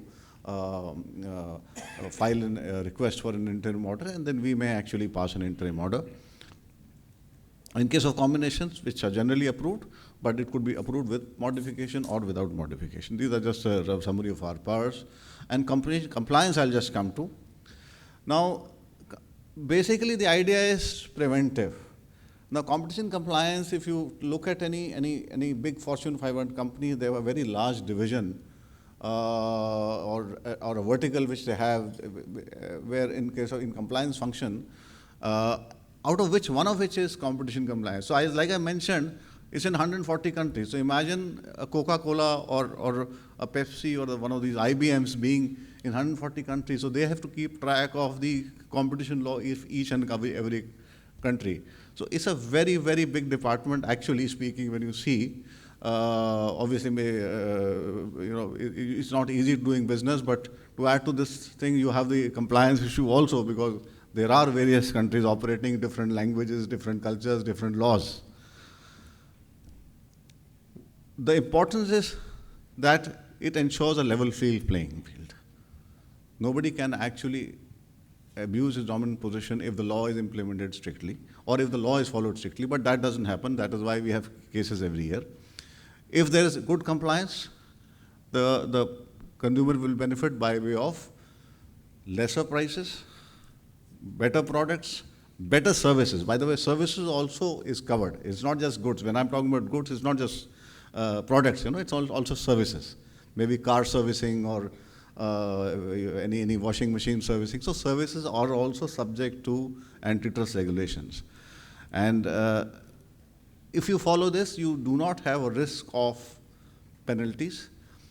In fact, most of the multinationals take seriously any violation, not just compliance, because one action in one country actually has its repercussion in their other areas, because when they to report to the New York Stock Exchange or where they're listed, perhaps, maybe one of the bigger exchanges, so this becomes a negative for them in case any of the regulators actually penalizes them.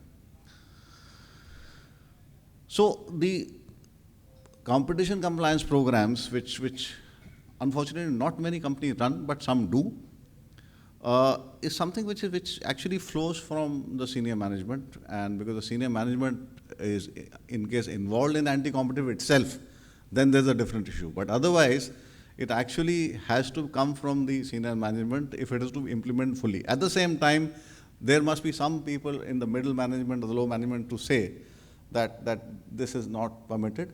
And the violation, of course, happens. Somebody does the violation after all. So you have to be very careful. And why you have to be careful? Because obviously you're putting your company's reputation at risk. So suppose you are in any business for that matter, any competitive misdemeanor that you may face, and the penalties that are imposed are quite heavy actually, depending of course on your profits. But at the same time, somebody raised the question of blacklisting. Blacklisting is normally not done. Let me just digress to say that. The reason for blacklisting not done is like if you have only 4 competitors, and if somebody does blacklisting, because we have seen that what happens is, then you instead of 4, you have only 3. So it actually harms the market by blacklisting. So blacklisting is normally not done, or should not be done actually. So you cannot say PSU should not ideally blacklist a person because he's been found of violating the Competition Act. If you do that, you're actually harming the competition process. So because 4 becomes 3, so where will you end? If the third is caught, then you will have only 2. So you have to increase the number of competitors rather than reduce it. So blacklisting is a way of kind of reducing the competitors. All right.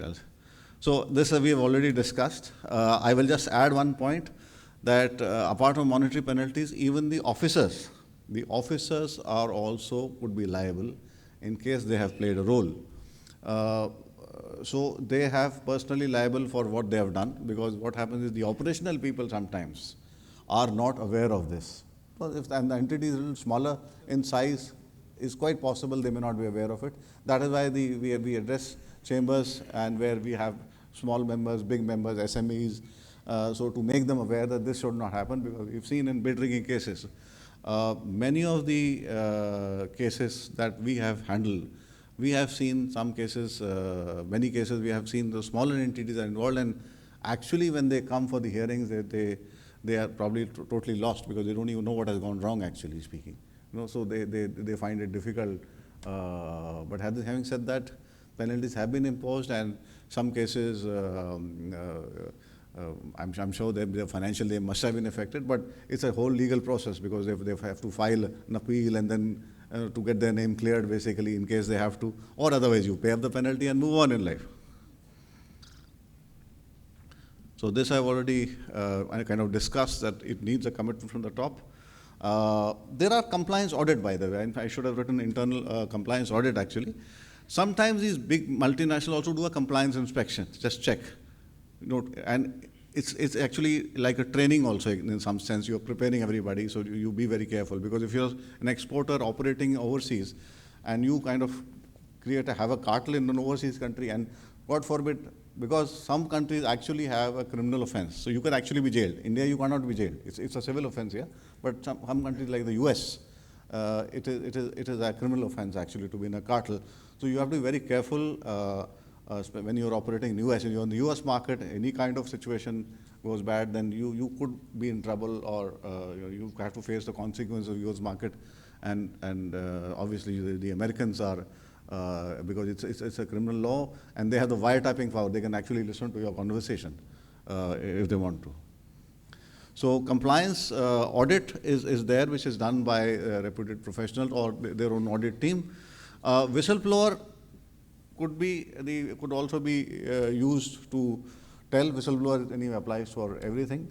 There's obviously a compliance team or a compliance committee, or sometimes in a small company it could be only one person. How much time do we have, ma'am? Sorry? We are almost done. Oh, okay, right. All right. So I will then end with this for guidelines for the employees. Basically, you have to do whatever decision you take for your business, you have to be independent of it. And you cannot share commercially sensitive information, and you have to maintain records. Now, the problem is this doesn't happen, and that is why you have this price discussion happening during tenders. Bid rigging discussions are common, because you are meeting in the same tender committee. You are meeting when you go for bids. So sometimes you have a common meeting. So you have people meeting together. Everybody is called at the same time. So they have a pre-bid discussion. So, and you are kind of each other basically. And sometimes even families also, like they are offshoots of same family. So you have one person getting a tender here. So basically what you are doing is you are violating the law.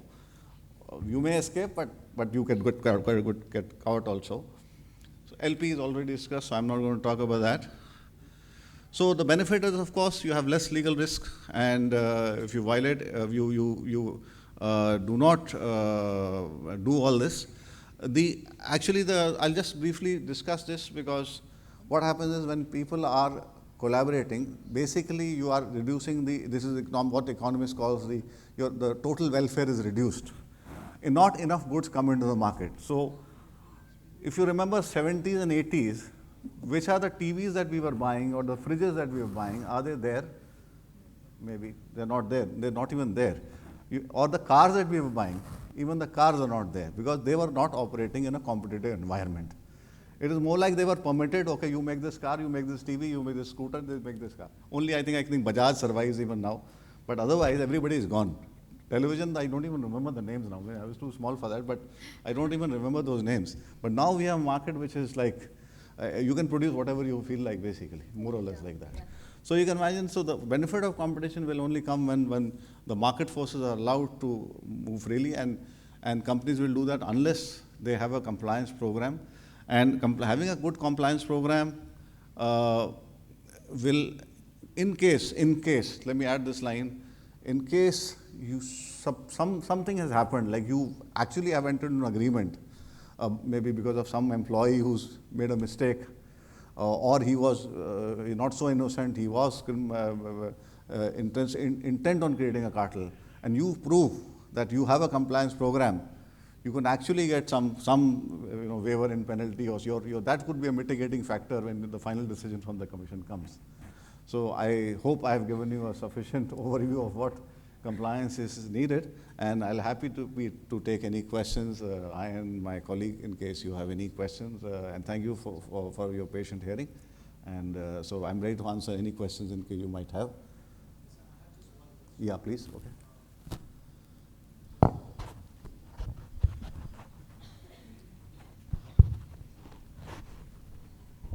Thank you. So, pertaining to the regulatory bodies, for example, in telecom, we have a lot of service providers like Vodafone, Airtel, and then there are many. Now, it is controlled by, we all know it's TRAI, Telecom Regulatory Authority of India. That's right, yeah. Now, in terms of fintech or financial services organization, it's RBI, Reserve Bank of India, right? So, I would just like to know, sir, is there anything related to competition law guidelines which is also embedded in the guidelines that these regulatory bodies provide to the organizations that are working directly under them? I'm sorry, I haven't understood the question. You want guidelines? Yeah, so what I was talking about, sir, we all know that these regulatory bodies control the service providers. For example, TRAI regulates all the telecom service providers like Vodafone and Airtel, right? Now, in terms of fintech, it is Reserve Bank of India, which is a regulatory body. Yes. And there are a lot of compliances that organizations need to follow. Yes. Basis the guidelines by these regulatory bodies, right? So my question is there any collaboration with these regulatory bodies pertaining to this Competition Law Commission, and these guidelines from competition also going to them so that they download it to these organizations which are directly working under them? That's my question. Well, the competition law guidelines and or the regulations which are issued under that are already notified, they're already there. And so it's in public domain, and we also have these, we also sometimes, if in case there's an overlap or we are studying a sector or for competition, so we may study the regulations also. It may happen. So it's not that, but I don't know whether we can have a formal collaboration between a regulator. As of now, we don't have, but there is, at the senior level, there is a committee which I don't remember, the minister convenes where all the regulators meet. But I don't think that they discuss micro issues. But it's not that there is no formal mechanism for all regulators meeting, because there are many regulators in this country. So I don't think the answer is there. Sure. Thank you for asking the question. May we please request him to, sir, we'll take to him. We'll take another few questions that you have. We'll take it offline. Yes, sir. Myself, S.C. Giri, Director and Principal Officer, Ginteja Insurance Brokers. Sir, my question is that penalty is imposed, 10% penalty is imposed on that relevant turnover. That's right, yeah. Sir, exactly what is that relevant turnover, Relevant and how you means calculate it? It's a product in which cartelization has taken place. Uski turnover, what is the turnover of that product in your case, in the company's case? So if the cartel is, let's say, with respect to cement, so what is the turnover which arises out of cement, basically? So you could be in cement, you could be in some other business also. So apart from cement, you are making... Sir, is it annual turnover? It is annual turnover, of course. Of course it is annual turnover. Sir, still I am having doubt. It is the relevant turnover because of the violations is income. Whatever turnover he has acquired because of the violations, that is, I think, relevant turnover. Oh, turnover is defined under regulation? Not really, sir. Not really, sir. That is what he's also mentioning. Unfortunately, it is not that way. It is the turnover. There is judgment of Supreme Court also. Thank you so much. Sir, we'll just discuss it again offline. May I request? Another question. Just a minute, madam. Sir, we'll take it offline, kindly. Yeah. Thank you. we are requesting our Honorable Vice President, sir, Mr. Munish Thajaria, sir, to kindly give vote of thanks.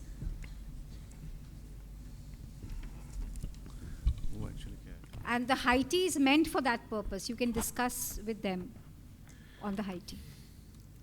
Srimati Ravneet Kaur, unfortunately she had to leave. Honorable Chairperson, Competitive Commission of India, Shri Rakesh Bhanot, Advisor, Competition Commission of India, Dr. D Singh, Director Law, Competition Commission of India, Shri Amit Saravgi, President, MCCI, Srimati Mamta Benani, Chairperson, Council on Legal and Corporate Governance, MCCI, distinguished guests and members of the Chamber, friends from the media, ladies and gentlemen.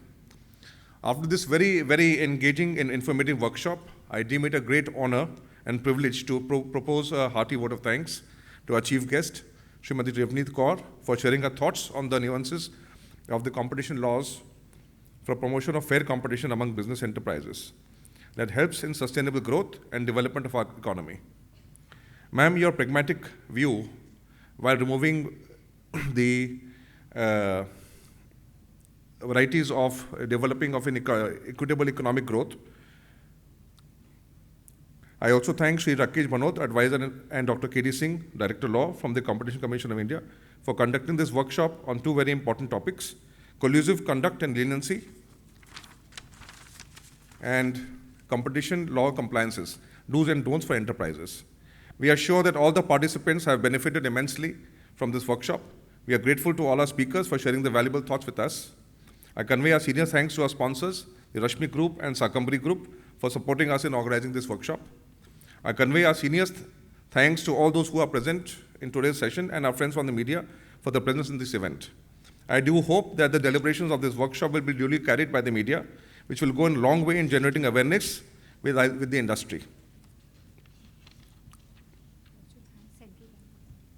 We also thank the Central Bank of India, sir, to be present here. With these words, I propose a warm and hearty vote of thanks and request you all to carry it with acclaim. Thank you so much.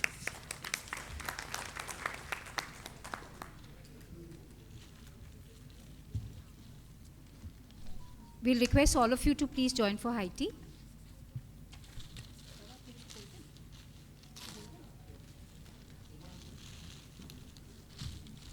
Let us also put our hands together for the entire staff and officers of MCCI.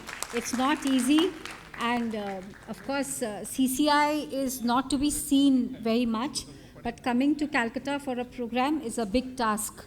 So thank you to the entire team of MCCI.